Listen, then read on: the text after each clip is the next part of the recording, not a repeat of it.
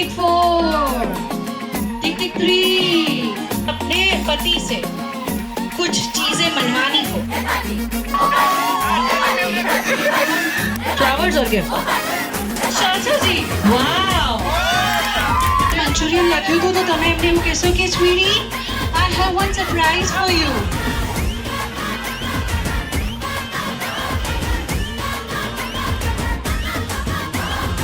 હવે તારીફ કરવાનું તો હું નહીં જ કહું. તમારા બે ભાઈ વચ્ચે કોમ્પિટિશન થવાનું છે. લેટ્સ સી કોણ સૌથી સરસ લાગે. Okay, request to all the family members and guests, please take your seats. Okay, come on, make some noise, groom side, with a cheer for them.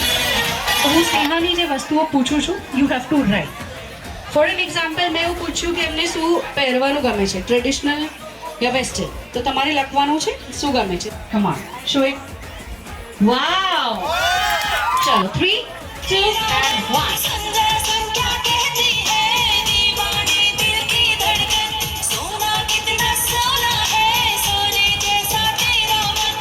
જે ચેર પર બેસશે તમને ખબર પડે છે કે આ સોંગ છે, તો ચેર પર તમારે બેસવાનું છે. બેસીને પછી તમારે ગીત ગાવાનું છે. देखे जरा इसमें कितना है दम